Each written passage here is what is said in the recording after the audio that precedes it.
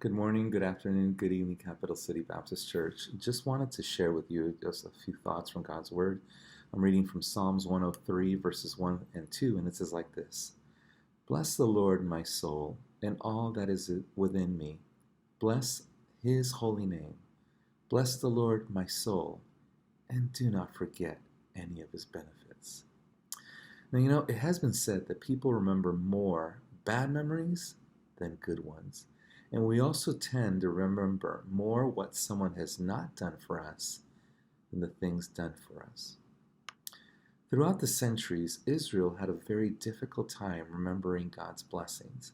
They would even set up altars of stone or monuments to remind themselves of God's intervention and rescue in situations where their cause seemed lost. Oh, the monument would be up for a while, but as time went by, people would soon forget what the monument even stood for, at least in importance. And as a new generation would come up, though they might have been told of the great divine intervention, few would take that piece of history to heart and instead would develop a sense of self-entitlement that would lack gratitude and love for God. But before we start blaming second and third generations for forgetting God's blessings, we also find that even the patriarchs of old would also forget God's past blessings in their own lives. And you're thinking, well, how so? Well, let's think about Abraham, for instance. Abraham denied his wife several times before kings to spare in his own thinking his own life.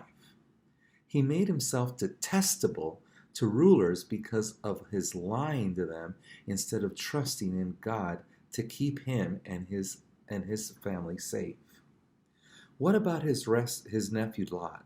After being rescued by his own uncle for aligning himself with the godless people that were invaded and plundered, he continued to live there and eventually lost his family to his wife becoming a pillar of salt and an incestuous relationship that followed with his daughters. Horrible. What about Isaac? Well, he too followed in his father's errors by also denying his wife and causing all kinds of problems. And then there's David. Oh, David, the mighty warrior and king, who for a moment of forbidden passion had one of his best and most loyal soldiers killed, only to steal his wife after that and hide or attempt to hide his illicit relationship. And what about the list, as it continues with Samson, Saul, the prophet Elijah, others? And in the New Testament, how about Peter or even the traitor Judas? All was well for Judas at first until he figured out that Jesus was there to rescue souls and not to give him all the wealth and glory he thought he was entitled to. So much forgetfulness and ingratitude towards God and all his benefits throughout biblical history. And yet, have we as Christians done any better? Do we look back to remember God's care over us? Do we reflect on all that he has done for us throughout the years? Have we taken a moment to recollect all of his blessings and benefits and how he has carried us just this past year alone? If we have not, may we remind ourselves to do so as 2021 ends and 2022 begins.